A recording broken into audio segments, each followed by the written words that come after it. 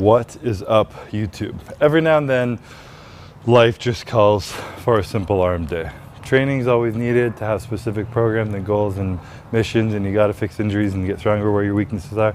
Some days you just want to get a sick arm pump, and today's that day. So, gonna be doing back and forth, supersetting bicep, tricep, having fun, get a nice little pump. I haven't had a pump RTD in a minute. These things have a shit ton of beta alanine in them, so I'm gonna be itching my face off soon. Hopefully it leads to a good pump. I haven't really had any carbs today, so I'm relying heavily on the pre-workout. But yeah, that's kind of it. I'm gonna jump into trying some growth some juicy forearms, semi-pronated curl on the preacher bench, and then get to it. Do some serious grips. Try and do reverse grip with back grips. Oh. All dads have jack forearms, so I can't disappoint.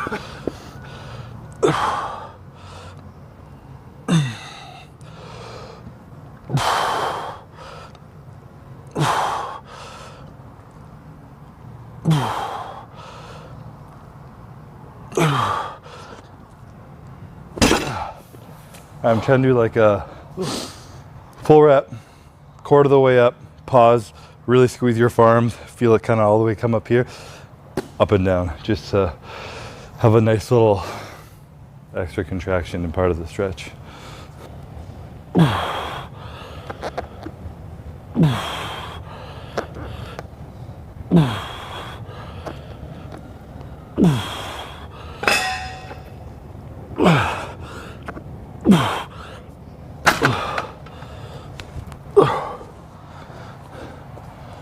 Do a similar thing in here, just focusing on the stretch of this movement. I'm doing a quarter rep, slight pause, and then back down again and all the way up just to really get that stretch. When you're pulling your elbow up like this in the decline position, you're stretching your tricep even more, so just getting the most out of being in that position while I'm down there.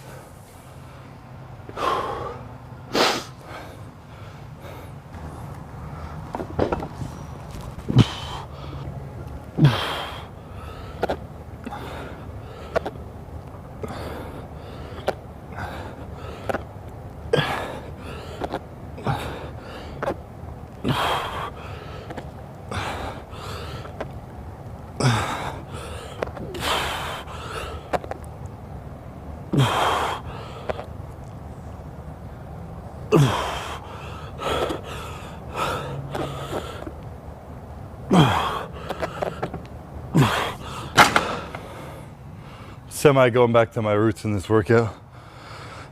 Not that I always love doing this, but a little bit shorter rest times, more sets closer to failure, less sets overall. So I've been doing 3 to 4 sets probably per exercise for a while, but we're switching it up for a fun arm day. We're gonna do some variability, so I'm gonna do 2 sets of everything I do. Try and move through it quick, because the arms love volume. That's all I gotta say.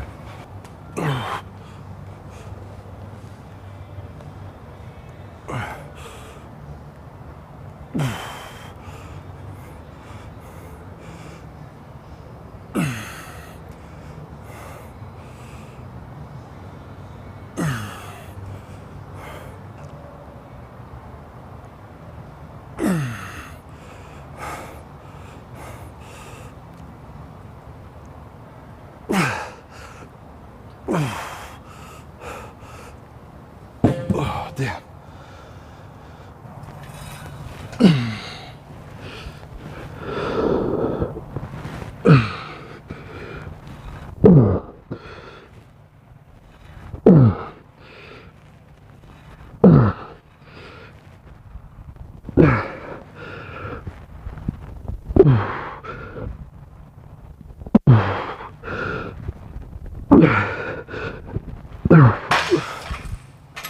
It's on my mind right now, but it's been funny. I've been having a similar conversation at the park, when I bring Bradley to the park, usually I take her there by myself at night, give Courtney a little bit of a minute with the baby. And there's always other parents there, usually just moms.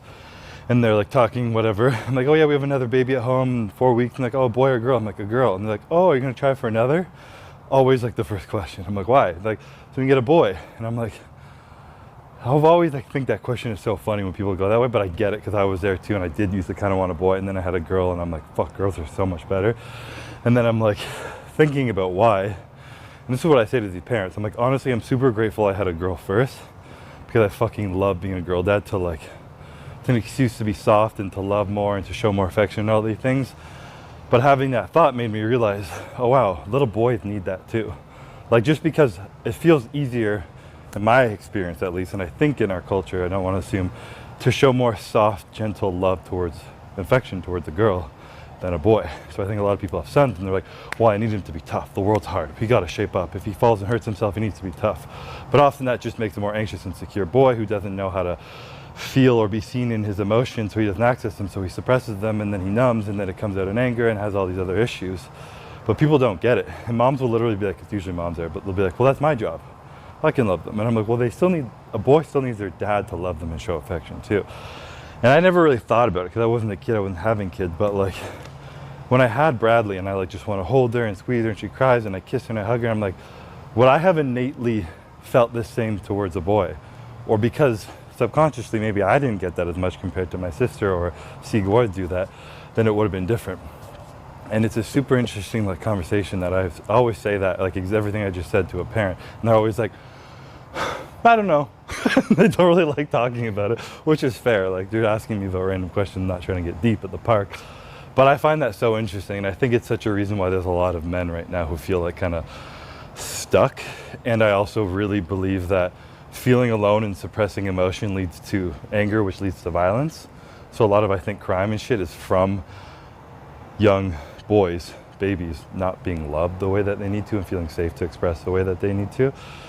Either depression or anger and violence, whichever way is still not good, and we don't want to see it. So I don't know, super interesting thing. It would be great to have a boy so I could give him that, but I'm also very grateful that I have two little girls that have taught me that lesson very early on, and I still need to continue to learn to be able to give that to myself at this age. So something just, I feel like, to preach to you guys if you're all young about to have kids and stuff, but not to necessarily treat your kids younger. And I also firmly believe that, take girl or boy, if you want them to be tough in this world, they need to feel safe. So if I go to a park and I want Bradley to go down the slide and she's scared, and I'm like, you need to, and I push her down and it scares her and it hurts her, she's never going to want to go down the slide. She's going to be scared. But if I wait, I go down with her, I carry her down, but I'm like, we don't need to do that. I know it's scary, I get it, but like, if you want to try, I'll hold your hand, and I like wait till she's ready. And now she'll run up the park by herself, sit on the slide and just like go all on her own. And I almost like hold her back, and she's like, no, let me go, you know? They almost do the opposite of what you push them to do. So my parenting advice right now, again, needing to learn to give this to myself, but having children really opens your eyes a lot to seeing like, holy shit, like, what you're going through. I still experience the same thing Bradley experiences. She just has the tantrum, feels the emotion, and then I'm there to support her through the emotion. But I'm like, when I experience this, I need to support myself through the emotion in the same way I do her, and I give her a way more grace than I do myself. It's a very eye-opening experience to have children. It's been a huge blessing. Challenging one, but a huge one. This shit I think about while training biceps. What's wrong with my brain? Arm days have changed. Seriously. Let's get back to the pump.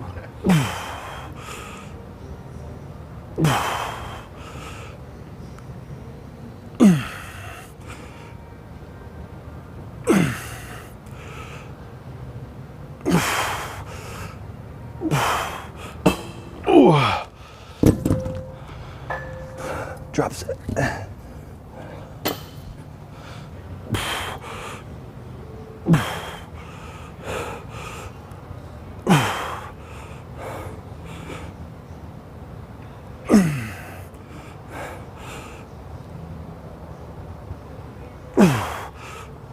Oh, shit.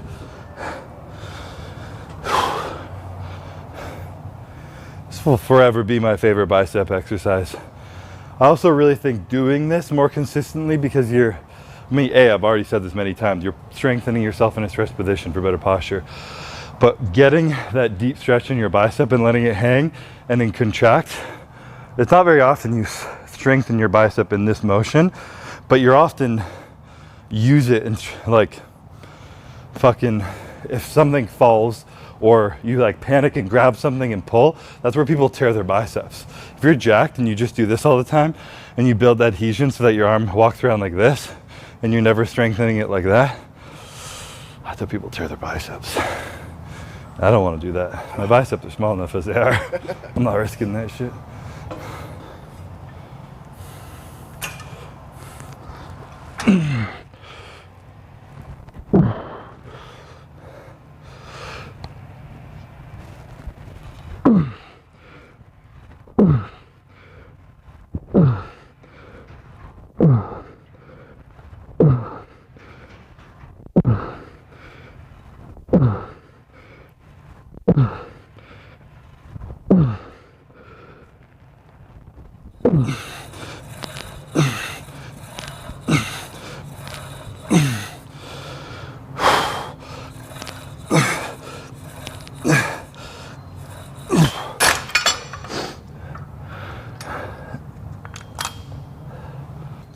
All right, I'm trying to do a little bit of like a fake drop set, if you will, without changing the weight. So on the bicep curl, I'm just going to control it a little bit more until it gets hard and then speed up my reps a little bit. On the tricep cross extension, whatever the hell you call this thing, I'm starting seated back, where I'm trying to hold the cables back and push them behind me, where I'm much weaker, getting into a tighter contraction. And then I'm standing up and leaning forward a bit, where I'm stronger. Not as tight as the contraction, a little bit more of a stretch, but I'm in a stronger position. I can cheat a bit more, get some more reps out.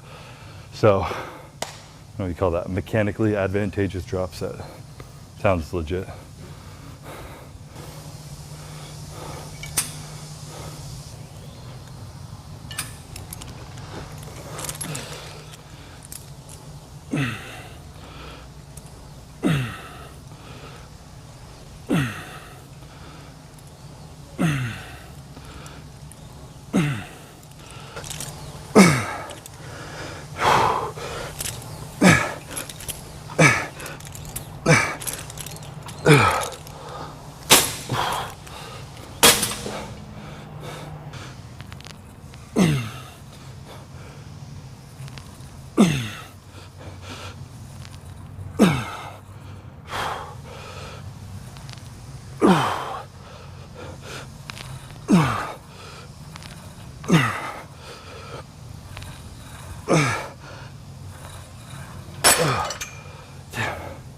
Everything I thought.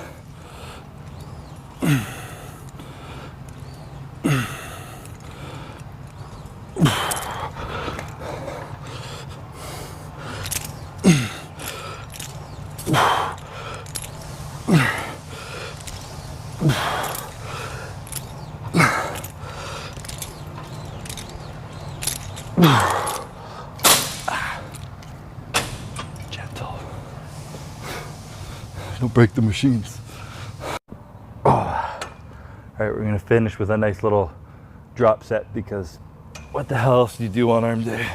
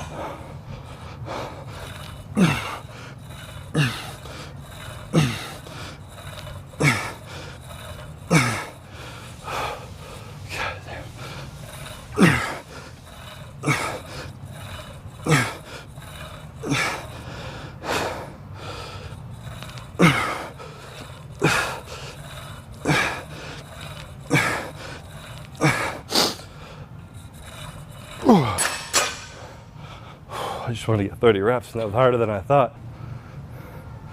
See, I feel like if I get a nice arm pump, my arms come back a little bit, but then they just disappear.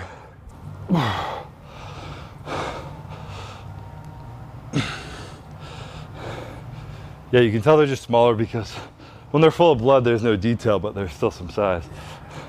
But I'll take it.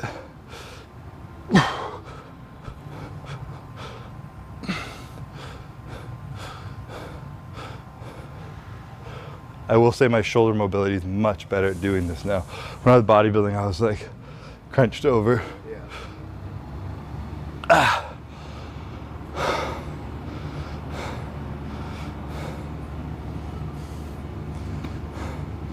I don't know what to say other than that. It's Friday, the week's over.